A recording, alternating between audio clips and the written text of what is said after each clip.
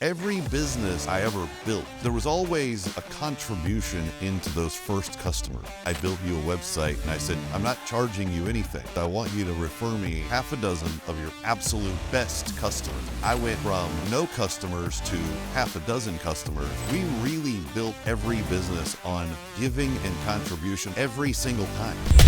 This is the Content Capitalists Podcast. We talk to business owners who've used video to grow their businesses to $1 million a year or more. How they did it, what worked, what didn't.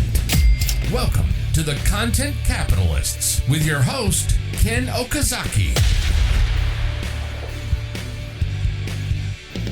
Hey guys, and welcome to another episode of the Content Capitalist Podcast, where I have conversations with real business owners making real money, at least $1 million a year, many times more. Today I have someone with me who is heading up a community, a board, a mastermind. There's a lot of names for this, and I'll tell you why there's a lot of names, because there's so much value that comes from being inside one of these groups. I've invited him on here because to me, he's a little bit of an enigma.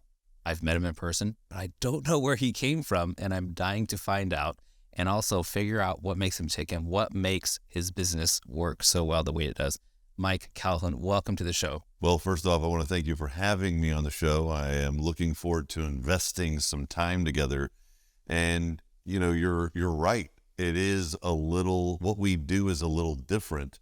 And I think for your audience, this could be a very valuable and enticing conversation because of our diversity with Board of Advisors.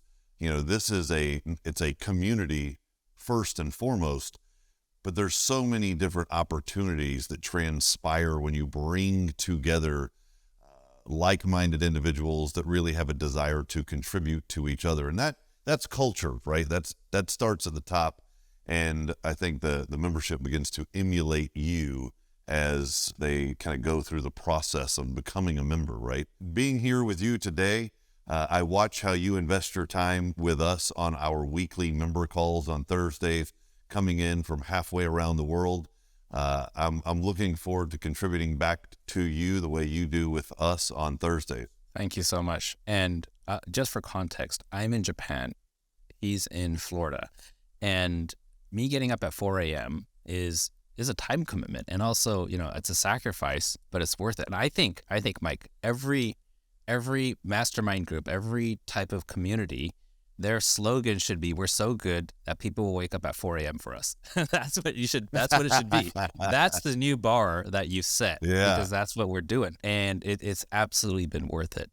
On top of course, the live sessions that we have when I travel out to Florida. And the second one, which should be, we're so good, people will fly halfway across the world for us.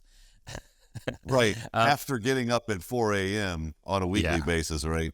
They also fly halfway around the world just to be with us face to face. That's great. I'll let you do the marketing for us going forward there, Ken. I think actually that could work. Let's go into what exactly is, for my audience, you've probably never seen me with a cap on, but if I'm going to wear one, it's going to be this Board of Advisors. And for me, it's brought so much value, especially recently. And I've been in multiple masterminds, communities, inner circle, you know, they have all kinds of labels nowadays. And I think people are trying to keep being original and to attract new members. And that's important. However, in order to keep them, there's something that's got to be different.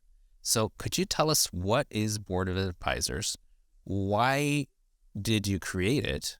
And why are people willing to pay, you know, mid to high 5 figures just to be, you know, in the group? Just give us that in a nutshell. Well, let me tell you what it is exactly not. First off, it's not an event. Yes, we have events, and people love the events because of the bringing together of the people, the gathering, right? The face-to-face time. But we're not an event. Board of Advisors is a community. And it's really a cherry on top of about 25, 26 years of Herculean effort. And when I say that, I mean, we work not just at BA Now, but we've worked our faces off for our clients, for our customers, and for ourselves, because business isn't a charity. It's something that sometimes you get yourself into something you really love doing, and then it turns into a job. It always morphs, right? But BA is kind of the best of the relationships that we were able to procure over 25, 26 years, multiple ventures, multiple opportunities, multiple investments. Really is, like I said, the best of those relationships. When we first started 8 years ago, that's exactly what we did. We handpicked them right out of the database because we wanted to almost kind of create not just a community, but an A team as a resource for ourselves on getting things done, going into bigger and better opportunities together. Because I think what you learn in life and in business is it gets lonely really fast, right? You start a business, before you know it, you, yes, have customers and you, yes, have employees or contractors and vendors, but then you also kind of look around and you're like, well, who's really in this with me, right? Everybody either wants a paycheck or a fulfillment on a service or product, but who's in this with me? And it gets kind of lonely, right? So I think what our real mission was at the very beginning is take these high performers across various industries, various platforms and products, and like I said, investments that we had done over the years, and invite them into a conversation where they are very much like each other, right? There's an instant rapport of, listen, I totally get what you're trying to pull off. We had the same challenge or problem. We solved it with this. Just talk to my guy over here and he'll get you our resources, right? I wanted to create something that at the top, there was a culture and caliber where they could contribute to each other, and then also venture going forward. Because really, the most exciting thing that you and I can, that we understand that we have together is the future, right? Yeah. Because right now we have what's transpiring. The past is gone. We bring all of our experience and resources and relationships from the past into the present. We're doing what we're doing now, but we really only have that future. I can say, this GoBox studio is something that I'm very impressed with. I want the best for Ken because I genuinely like Ken. His dream is to do so many of those per month, or to partner with, Toomey and who knows, whatever your initiatives are, right? Like, my desire and a member's desire is to help you close that gap because we care about Ken, right? So if Ken cares about GoBox Studio, now by default, we care about GoBox Studio, right? So that's really what we are. We are a community of caliber, contribution, a real culture that I think has stick, where a lot of these event-based organizations tend to fall short, right? I think also too, if I wanted to just leave you with that, BA is a cherry on top of all that effort and all of the investing in all of those human beings over the years. And it's truly a community, right? People above everything else want to belong. They want to belong. They want to be part of something, right? And I think that we give a certain type of founder, entrepreneur, CEO, creative type, that place where they thrive. Like, we are fertile soil for that type of individual. Perfect. I think that pretty much encapsulates the vision that you set out to do. And I think you're doing a great job of that just from firsthand experience. And I'm glad to be a member. Now, this is the first time I'm actually interviewing someone that we have this kind of relationship with. So it feels a little bit funny. But let me ask you, what frustrates you that you're seeing other people who are trying to do something similar, but they make this mistake, and to you from the outside, you're like, well, if you'd only fix this one damn thing, then you'd be off to the races. Like, what mistake are you saying that gets to you because it's easy to fix, but they can't see it? You mean when I see other people trying to build these kind of communities, these memberships, The thing that amazes me is that they exercise a mechanism called draw. So they want to create draw for their event. They invest large dollars into individuals that will get draw, or let's just say an individual is very popular, so they pay them to be at the event and hoping that person brings value, right? The real problem that I see there is that person's not coming back. So if you have a person there that's showing up because Mr. X is showing up or Mrs. X is showing up, everyone in the back of their mind knows that that's an attraction for this meeting. But what is it that makes them return to the next one as a member, right?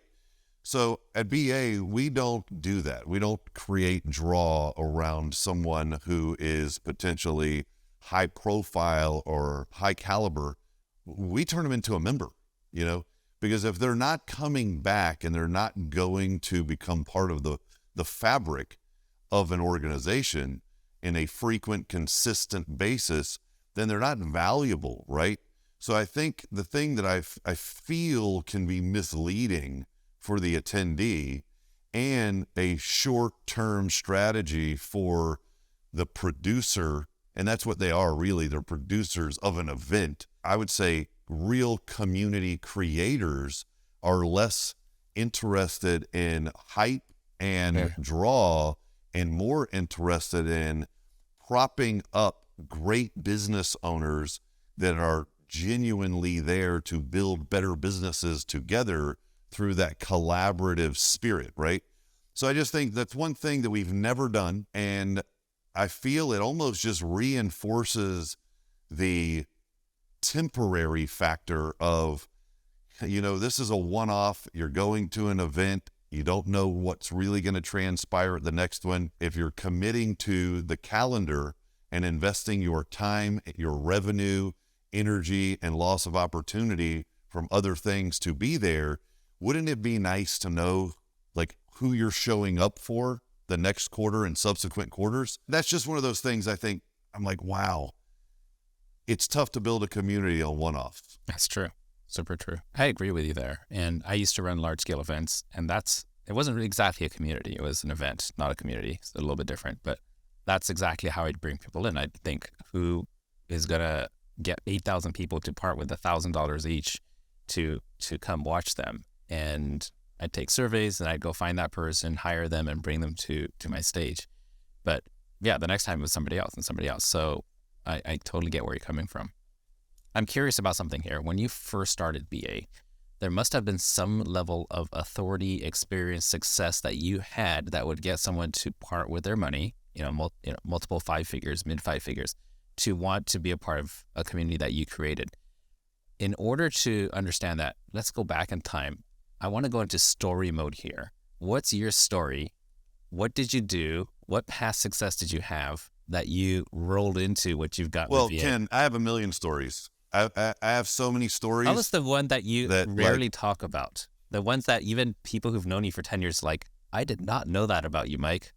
Let's do this. Let's tie together how we got the first individuals involved and committed to be part of BA. But before BA, what were you doing different. Though? What was... Well, you have to think about this. I'm going to tie this together for you. So if you notice, I don't present at BA. It's not the Mike Calhoun show. It's for the member. So they weren't showing up for me. At the beginning, they were showing up because of who else was going to be there. They were showing up for the community. They were showing up for the brand. When you create something like this, status is a big deal too. Nobody wants to be part of something that is nothing. Board of advisors, everybody knows what a board of advisors is. If you've had a company or somebody that, it's a very relevant term to the function, right? So when we initially invited individuals, it was because we were doing something special for a certain group of individuals that we had worked with over the years. And that's all we told them. We have something very special on these dates, and I want you to be there, right? And it was an invitation to be part of something. And then when we went through that experience, that first year, there were a little more of invites instead of we're selling a seat to an event. It was they were getting an invite due to a recommendation or a qualified competency. Now, going back to the very beginning, every business I ever built, there was always a contribution into those first customers, those first case studies, those individuals that I wanted to really be on my sales team or be on my enrollment team or be my best referrer or affiliate or, whatever the model was. There's an appropriate term for that. And you can't do that by just doing a great job, but you can do that if you do a great job and you charge almost nothing, or if not, say nothing for it, right? So let's just say you needed a website and I built you a website and I said, I'm not charging you anything. But what I do want you to do is I want you to refer me half a dozen of your absolute best customers. So what I just did is I went from no customers to half a dozen customers, right? Just because I invested in you, right? And then when I do a great job for them and you look like a stud for getting them, to the right resource, you continue to refer, they continue to refer. We really built every business on giving and contribution on the front end every single time. And when, let's say it was early on and it was a cash flow requirement for us, like we needed to make sure cash flow was covered, we would break it down into terms, whatever it took to get them through the door so that we could create a raving fan, so that we could get more people talking great about us and pointing in our direction, right? So my first business was, going all the way back to 6th grade. Okay. So I used to skateboard I lived on Madeira Beach. I would skateboard up the beach and over the bridge to Madeira Beach Middle. And I would stop at this place called the Candy Kitchen. And they had these little gum. They were like these round pieces of gum with a candy shell, and they were a nickel a piece.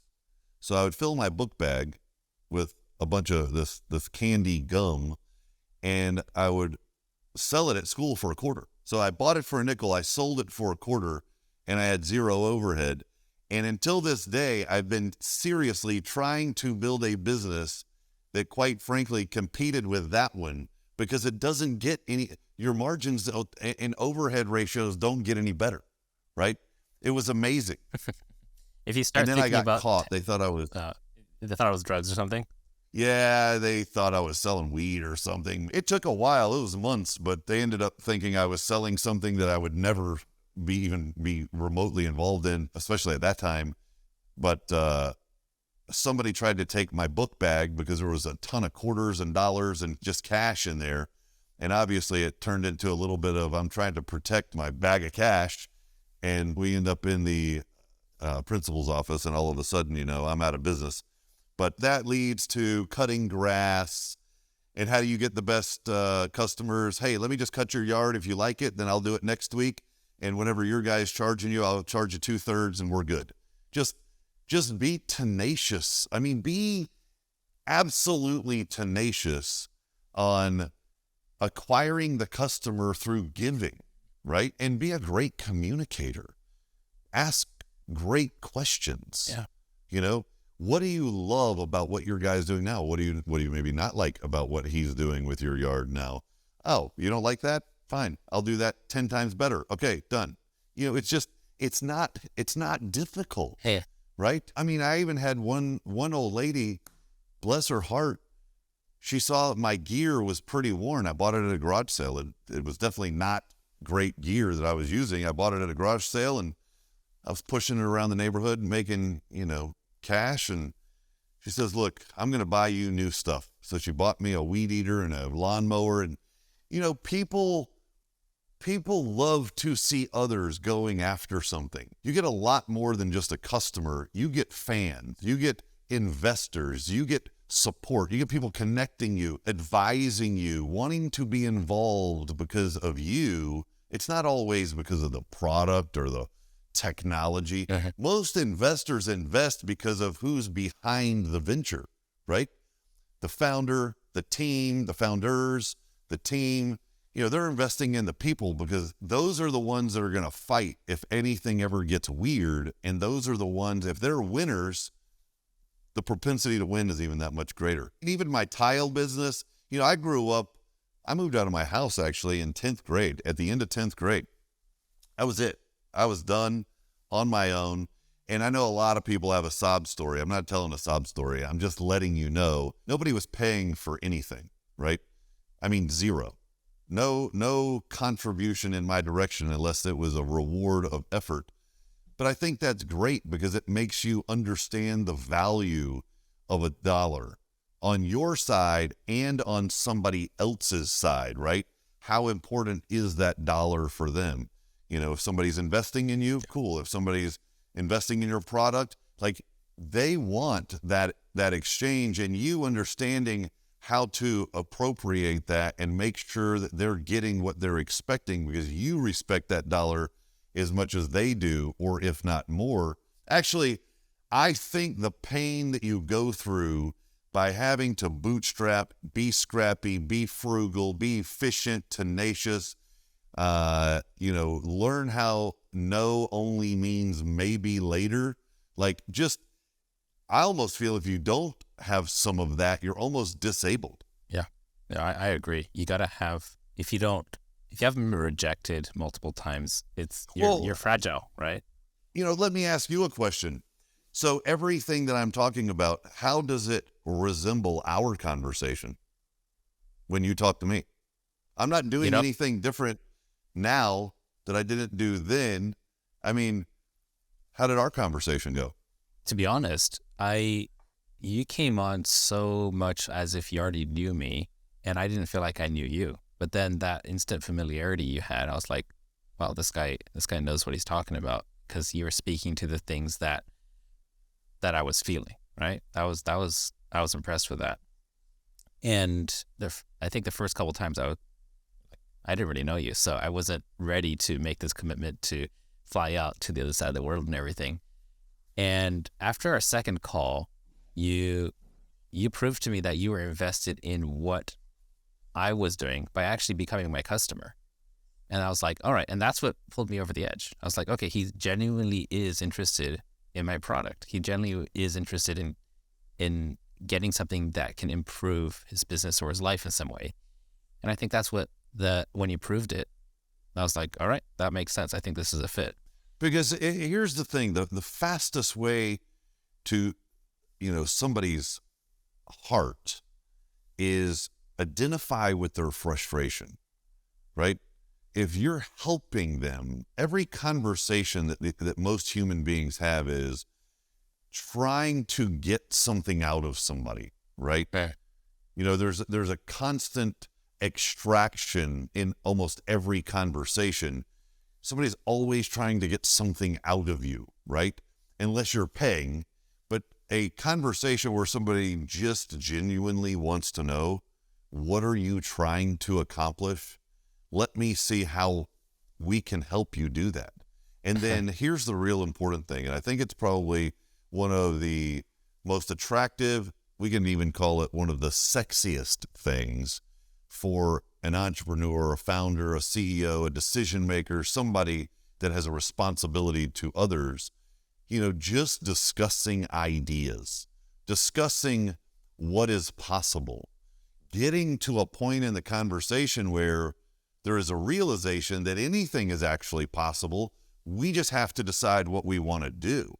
And then, okay, if that's what we want to do, well, these are some of the people that now make that tangible, right? If we put these people behind what we're decided on doing and these resources, right, based on how we've invested in these individuals prior, then this becomes something that is absolutely tangible. We can almost feel it, touch it, right? And to go through an investment with somebody else to get them to a point where you have something that is nearly tangible, right? When's the last time somebody did that with you? Not you specifically. I'm just saying, if you're listening to this, when is anybody doing that for you? And when are you doing that for somebody else? Because the moment that you start, is the moment that you become absolutely unforgettable and everyone else becomes forgotten. I think you nailed it right there. And I think for the listeners, guys, if there's one thing to remember, it's that phrase. The moment you start is when you become unforgettable. Everybody else becomes forgotten. That rolled off your tongue really well, as if you've been practicing this. And speaking of practice, we've really Mike, built this entire community just to attract a certain individual all the way from Japan. So there was a lot of effort to get you here. But now that you're here, I feel like we've won. We can retire. there you go. Let me ask you a question. One thing that I've found that you're masterful at is sales. And I think a lot of people, especially in, the non-physical education, information community type of space, they put so much into their marketing, their social media, their ads, their, like you said, bringing on celebrities. But if they trip at the sales, at the finish line, then all that is for naught, or at least for that, that cycle. Tell me a bit about your experience and how, did you take any courses, coaching, or is this just an innate ability that you've already had? No. You become great at something through doing it. I think there's a lot to learn out there from a lot of these coaches on sales on what not to do. And really a lot of their mechanisms are for application by potentially someone who really shouldn't even be in sales, right? Like, if you do this, this, and this, you'll get the result. Those are strategies and mechanisms. What I really think they're trying to say, sales is a formula. It is an equation that adds up to yes or no. What a salesperson has to do, and I don't think of myself as sales, I actually see myself as a strategist. But let's just say I was a salesperson. A strategist is emotionally disconnected. I figure out whether I can help you or not. Then I figure out if it's a big enough benefit to you or not. And then regardless of what you're saying, I care for you now so much that I am going to find a way to help you. I'm just waiting for you to get on my side, right? Then it's just timing. If I like you, I want to help you. I can see the value. I can see the potential. You're a good fit, so forth. All of it starts adding up. Then I know what works for Ken. Now it's just waiting for Ken's bun to come out of the oven.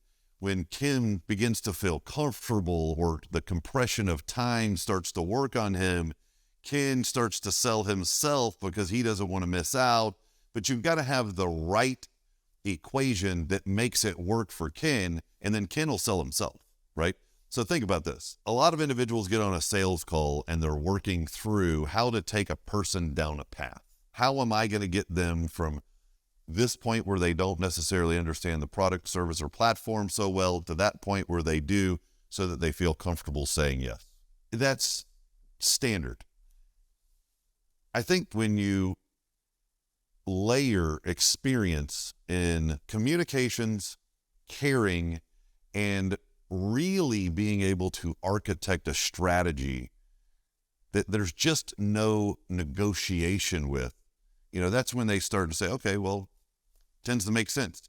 So think about this. Let's just say, we'll take BA, for example. You have a great business. You have the time to be at the meetings. You have the desire to be at the meetings. You have the financial wherewithal to invest in, the membership fees and the travel and so forth. So all of the boxes are ticking yes, right? And then what are your challenges, right? What are the things you're trying to solve for? If we were to go down the line of all the nuances that we want you to say yes to, or all the challenges that you want to solve for, all these nuances on the right, whether you're saying yes or no to them, if you don't have the time, you can make the time, right? So all of these things don't matter. Because if you end up wanting the solution that we can provide, you will figure out the dollars, you will figure out the time, you will figure out all the standard guidelines or requirements to fit in that box, right? When you become undeniably valuable is when you're solving their problems that they haven't been able to solve. And realistically, it starts with you. For example, I have an agency. It has thrived over the years. We are now refining and reinventing that. And I've got this new product that I'm absolutely passionate about. And Mike, I've done all these events. So you become extremely valuable to BA because of your event background, right? In the sense of there's a lot of different individuals doing a lot of different types of events, and you can be extremely valuable there in those conversations. It's an attribute that gives you confidence and competency in the membership. You become valuable because of your agency background and experience. You can dialogue and contribute to many different types of businesses that are looking to expand their sales, right? You become valuable potentially to somebody who understands product development. So all of your things become valuable inside BA. So the first question is, when's the last time you felt so valuable? Right? That's number one. Then what's your challenge on distribution, manufacturing? What's your challenge? So now you're valuable, but you also can become better, right? It's a bit of yin and How yang do we here. modify it? There's my strengths and there's my gaps, moving into a new thing. Yeah, absolutely. Just pairing, I think the aspect of pairing a strategy with the sale helps them understand the roadmap to where something is going to lead. And that's for anything. Think about it if it were a car. If we were selling a car, we're only going to lease this because we're going to be out of it in 2 years and the new one's coming in and it's going to be all electric and we're going to roll you into that new one. And, if you understand what the future is, many times people will get on that path because it's predictable, it's mapped out, it's safe, it brings them what they want now and it brings them to where they want to be in the future, right? So I think layering strategy, asking great questions, and sometimes becoming more enthusiastic about what they are doing than they are, right? Yeah. Like I almost said, give me your GoBox studio, right? Let me go showcase that to members. Let me edify you to members. Let me show the members something super cool. Like honestly, if you're not going to be at this meeting, just let me buy one and, try to demonstrate it the best I possibly can. And I think that type of enthusiasm for and with the other person almost makes them question, well, am I not bought on myself enough? Yeah, I think that's true. I think that's pretty true. I did feel that to some degree, exactly what you just described there. Now, Mike, I've got to bring in the topic of content creation because the title of this podcast is Content Capitalists. Obviously you've got the capitalist stuff down. One thing I noticed that's unique about you is when we get to these events, these live events, you have a huge, well, not huge, you've got a very capable video crew there shooting from multiple angles, streaming from around the world and doing interviews and stuff. But you use that quite differently than most people do. Most people take that and splash it all over social media ads. But you seem to be concentrating all of the energy back into the group. And that's what I'm observing from just having been to 2 of your events so far. Could you tell me a little bit about that strategy and how you're maximizing that content? So it's actually, I wouldn't say it's a great strategy. I would say it is the result of just focusing on the member and making sure we protect the member's privacy on what they're trying to fix collectively in their businesses, right? Let's just say you have a ton of high profile clients, right? And you're at BA to make your business better. Part of it is open heart surgery in the sense of we want to know the problems more than the successes because we're here to help you, right? This isn't the opposite. We are actually the opposite of what's going on outside in the real world, right? On the inside of BA, it becomes how do we make each other better? And in order to do that, we have to seek understanding of what is wrong, where is the challenge, and where is the opportunity, and you having that challenge for others to get involved, right? So syndicating that could create liability. It may not edify the member the way we would want in a complementary fashion because it's exposing potentially a weakness. So in order to keep it as exclusive and safe as possible for the member, we focus it internally to the private platform where members have access to all of that, but the public does not. Now, so it's not really a strategy. It's more of a requirement of exclusivity, right? And privacy. What I think our strategy going forward, if we were to have a better content strategy, I would say I'll share with you what our strategy is, and then you tell me if you like it. And if you don't like it, then let's make it better because you're the star of the show here. So we want to do, first off, frequency and consistency. Fridays is now our studio day. So we'll have 1, 2, 3, or 4 interviews, and we call them conversations. So I want to have great conversations with great people who are doing great things. Because of our background, I want to pierce into the human side of what they're doing, right? That's great. So you did 33 million last year. You did 3 million. Now you did 33 million this year. That's a huge jump. So what's it like at home?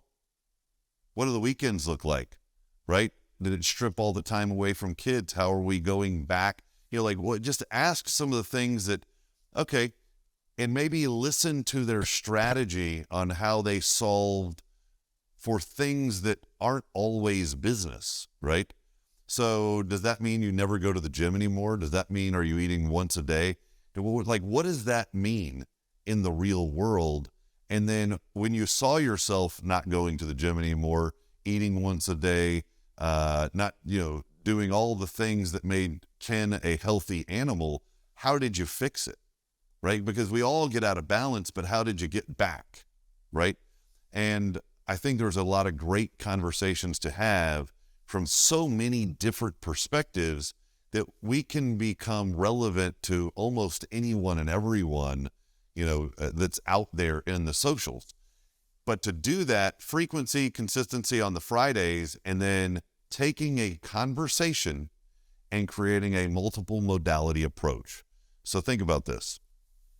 If you and I do this, and we have the large video asset where it is the entire interview, well, we can take that asset and we can obviously turn it into content on YouTube, Rumble, those types of channels. We can turn it into a podcast. We can begin to splinter it down and syndicate it, turn it into 30 or 40 or 50 or 100 different pieces, right? Splintered down and syndicated across all socials, pointing back to, if you want to meet a guy like Ken Okazaki from Japan in Sarasota, Florida on May 8th through the 12th, well, you might want to schedule a call here or whatever, right? So a lot of that stuff can be splintered out and you can be kind of everywhere at once from a single activity. And you can also transcribe that. I mean, there's a million different, we're on with Grit Daily, Forbes. I mean, a lot of the different members have a lot of great relationships from PR, and they're looking for great stories. So there's a complementary fact of that frequency, consistency, getting the boulders out, right? Getting the splinters out, getting the text aspect out, and then taking that text, wrapping it into articles, and doing a publication where a member comes to their next meeting and you have 12 individuals in a publication from that quarter. And then at the end of the year, you have 4 quarters of publications. You can almost turn a single activity into everything. I like how you say that. Your focus has been on the confidentiality, protecting the structure of the group, taking people's trust that they've given you and really valuing that. So I think that, I don't think you need to do what everybody else is doing, which is, publicizing as much as possible. But I do feel like, and when it comes to content creation, I think there's 2 different things going on. There's one type that's made to take an unaware audience, people who've never heard of you, and make them aware, hey, I'm here, it's a thing. And then if they want to learn more, then they'll actually dig to learn something from you. So there's the second type where you actually teach them how to do something, right? And the third one, the third more like I'd say bottom of the funnel type of content is where you ask people to make a decision. Now, we're not here to talk about funnels, but a lot of people think about content in these three categories, but I think there's a fourth one. And the fourth category is what I call the final mile. And it's like, for example, if you and I had a call, you've never heard of me. You like everything I say. And I'm trying to pitch you on something that's, a 6-figure investment. No matter how well the call goes, no matter how well I say the exact perfect right thing, no matter how much proof I have, before you sign that, 9 out of 10, you're going to hop on Google my name, and look for who is this guy and should I trust him? And the more social proof you have, if you've been putting out videos daily for a year, but they have zero traction, then you'd be like, well, he's trying, but he's not really that successful, so why should I invest in him, right? If you see that I have an outdated profile on LinkedIn, if you see that things aren't really on the up and up, then that every single one of those tiny little touch points chips away at your confidence to go back and actually sign and pay the money. So there's this kind of content which is not necessarily made to convert a sale.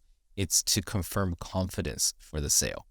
And I think that is something that people are missing out on. And I think that there's a lot of business deals that don't happen, a lot of interactions that kind of go cold because they don't have that final mile content, that confirmation of confidence. And it's an intangible, but it's real. And Mike, you tell me, have you ever done this where before you do business with someone, you say, let's Google their name, and then you have either a positive, neutral, or negative reaction based on what you see, right? Well, you have a great conversation, you go online and the person's non-existent, then you now have a question mark, and now you're negotiating with yourself is really where you end up. Or you go on, line and you check somebody out because you have a call coming up. They look great online. You get on the phone with them, and there is a very poor articulation of what they may be able to do for you, or how this might come together and be mutually beneficial. I think a lot of times you get caught in the contrast loop of, it looked good over here and then it didn't sound so great once we were on the phone, or it sounded great on the phone and it didn't look so good here. When you can marry competency, when you can marry both sides of the coin, you're obviously going to be better off. One thing that I kind of coined the term, I think I coined the term, but have you heard the term content compression? No, I haven't. I just made it up. I literally just made it up. That's why. No, kidding. I did just make it up. But so you did really coin the term. I did try to bullshit you and say, yeah, I know what that is. Which some people would have. Well, I didn't want to take full credit in case I just made something up that already totally existed. But now that we all know that I just made this up, content compression. Do you know what a challenge is? There's many forms of that, but yeah, I'd like to say yes. But I mean online where it's okay. You have a limited amount of time and people get involved trying to accomplish a certain thing. So challenges are perfect content compression because it compresses the content and it also compresses time, and it becomes viable content. If you really think about it, how much content out there is usable? And it's really tough to say. A lot of it's just mind-numbing, pseudo-educational. But if you look at content compression in a viable format, and we like the challenge mechanism, where this is where the ad comes into play. You're a little more targeted. Of course, it doesn't have to be an ad. It can just be regular content syndication. It can be organic. But an invite that goes out that says, hey, there's going to be a meeting virtually on Zoom, and we're going to be discussing how to start your first business for an hour or an hour and a half. On Sunday, most people aren't working. It's totally free. Now, if you're interested, and you run it once a month. So running ads or content to invite people to a meeting. Now, people come to a meeting because they know other people are going to be there. They know they're going to have direct access to somebody like yourself. They may not necessarily be able to totally dialogue because of the restrictions on the platform that you might do for security, but just knowing that they have that live visual access is valuable to them.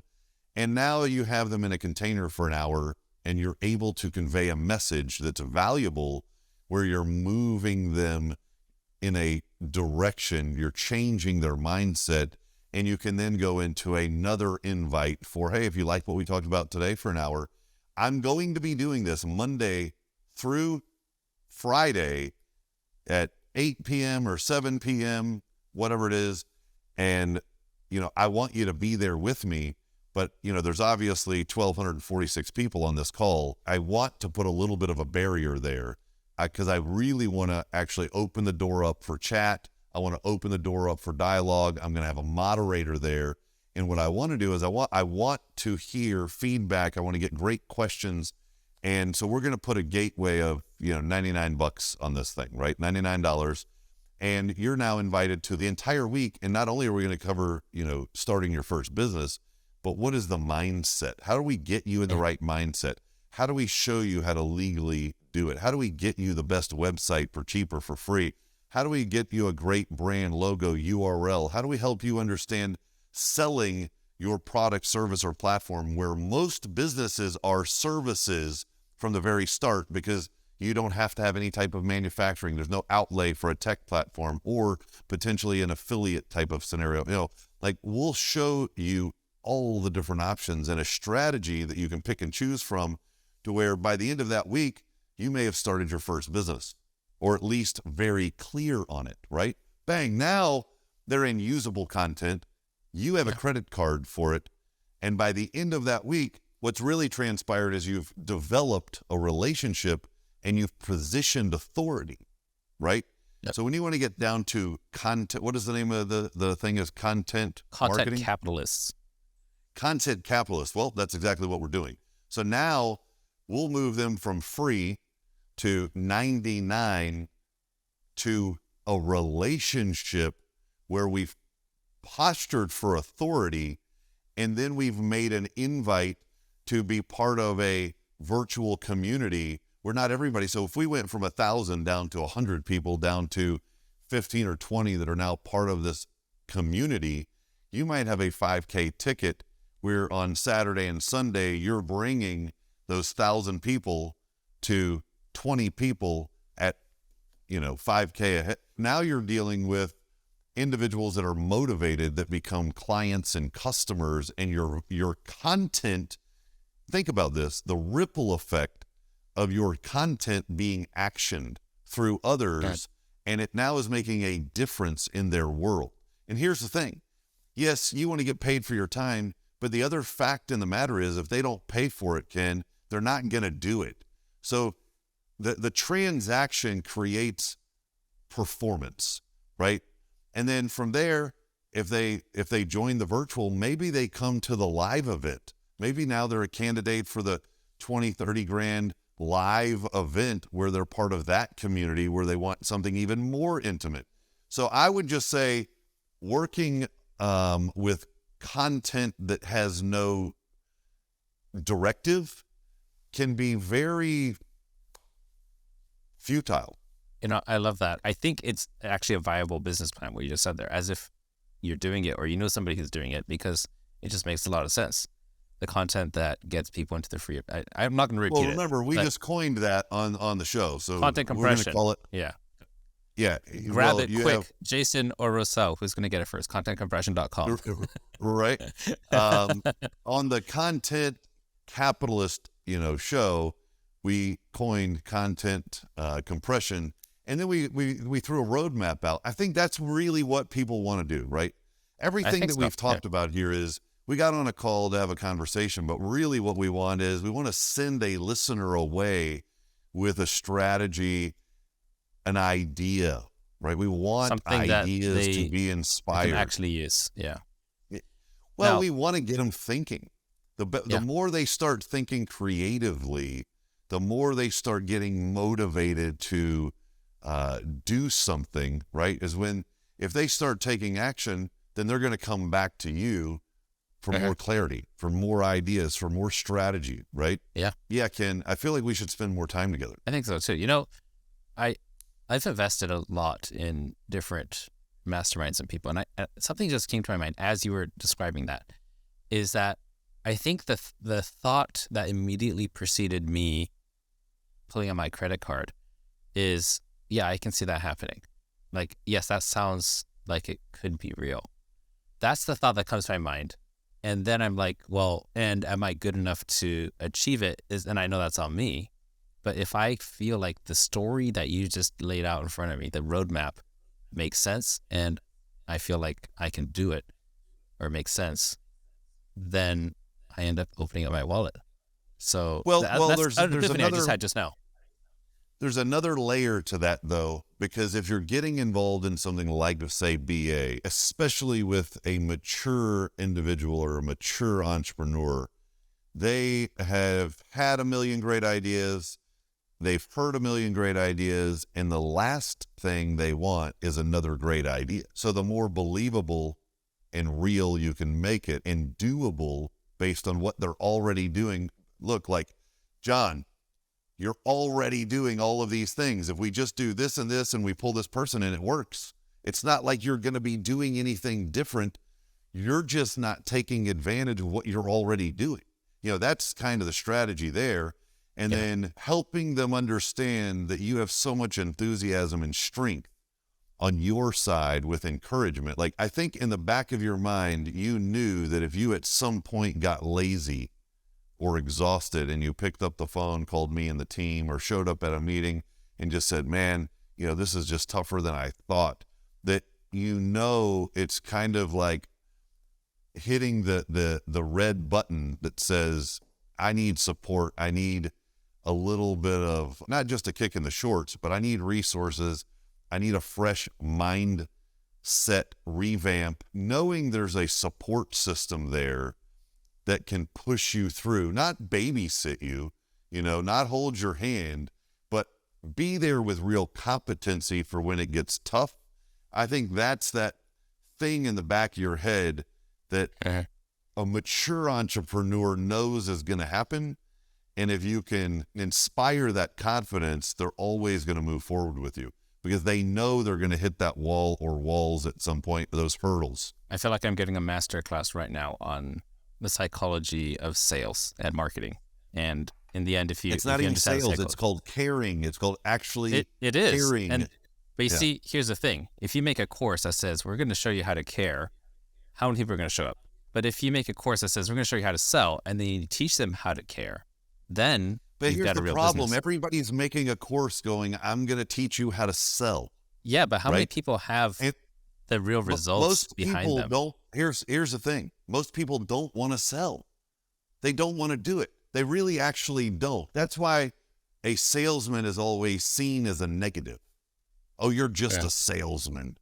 No, I actually know exactly what I'm doing. And I know exactly how to get the result. And I'm sharing with you exactly how we can do it together. I'm just waiting. I'm not actually a salesman or woman. I am patient is what I am, because I'm waiting for you to get up to speed, and I'm trying to share with you a consistent message until it sinks in, right? The course, if you're going back to selling a course on how to sell versus how to care for somebody, I think what it really would be is how to communicate in a way where others move in a direction that is mutually beneficial for not just they, but for you and they, because your business thrives when more customers adopt, and when more customers adopt, more people benefit from what you provide, but you just really don't know how to communicate that very well. Man. So why don't we become excellent communicators on enrolling people into things that are extremely beneficial to them? I couldn't have said it better. That's it. And we're going to transcribe that, put that into a poster, because that should be framed on someone's wall right there. Mike, I want to respect your time. We're coming just up on an hour right now. If somebody were to want to find out more about you, find out more about BA, ask you a question maybe that you might be able to help them with, what's the best place or way to reach you?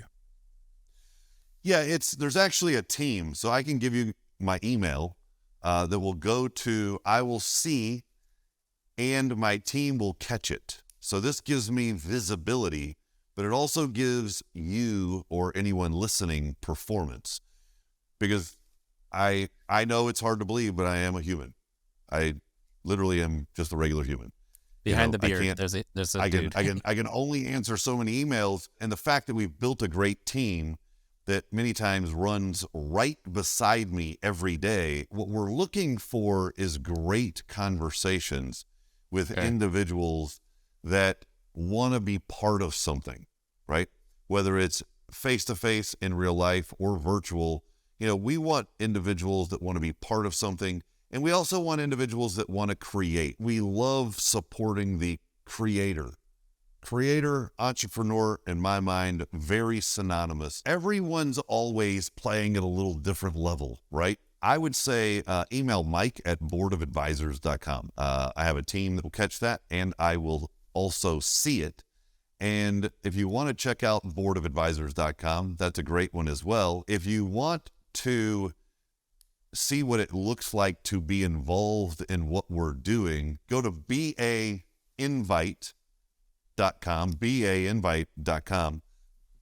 There will be a little bit of a form there, and you can just put Ken's name in the form on where you came from, and we'll expedite getting a conversation with you on the calendar. I would assume most of your listeners or the individuals that value the conversation here are probably within your geographical proximity, though, in Japan. They're mostly in the U.S. Why do you think I'm up at this time of day? They're mostly in the U.S. My business is mostly in the U.S. I live in Japan because I love Japan and I'm Japanese. But my customers, my clients, I think 80% are in the U.S. Well, since we're now talking to 80%, and that's, everybody has a humble moment. Always know who you're talking to. And that's something that we should have really made very clear. I should have at the very beginning of this meeting. I should have known exactly who we're talking to so that I could speak with even more specificity, making it more relevant and giving more value. So I'm obviously always looking to sharpen my sword, but there's only improvement. There's only the future, right? I would say since 80% of your individuals and your relationships here on this call are U.S. based, I would say go to applyba.com.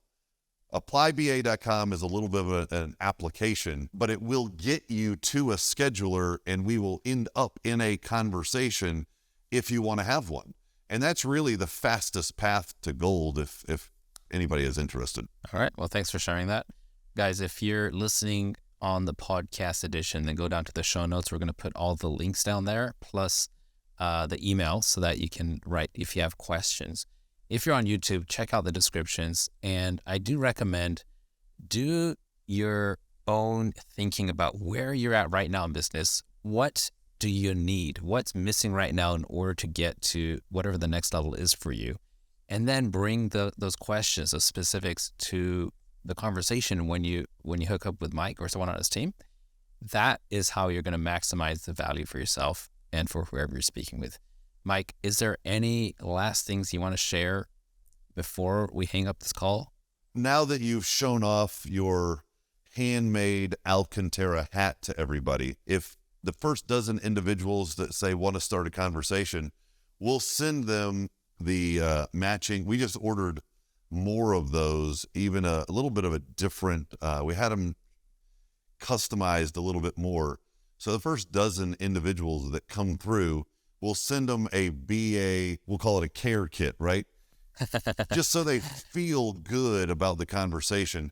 And when we get on that video call, they're also in proper attire, right? I'd hate for somebody to get on a call and be in not so proper attire. All right, guys, you heard it. He's giving away swag, and it's going to be, well, I'm wearing it. It's good enough for me. It's good enough for you. Mike, thanks so much for being on the show. I am personally going to go back to this again, take a bunch of notes, and see what I can apply right now in my business. Hey, who doesn't love swag? Who doesn't love swag? Who doesn't? Like, you got me to wear a hat. You got me to wear a hat. Dude, if I had all that hair, I'd never wear a hat anyway. But hats are good. Hats are good. T-shirts are good. Right. Oh, hey, We have a baseball bat, beer mugs. Chris just launched his cigars today. We Amazing. have BA golf ball. I mean, we have somebody doing almost anything and everything out there. It's crazy. A GoBox studio. I'm staring at my GoBox studio. Matter of fact, I'll leave you with this. The GoBox studio, we were trying to get it all done up in the studio here with the green screen. And I said, no way, dude. Let's spin it around. And now the background will be the studio. When I'm running the call from the GoBox studio and they ask me, is that your studio behind it? I'll say, yes, I'm actually on my mobile studio and you're just seeing one of my other studios behind it. And they'll be like, well, what's a mobile studio? And I'll be like, well, obviously you haven't been to this URL yet. You should go here and check it out. Thank you very much for that, Mike. And everybody else listening or watching, I'll see you next time.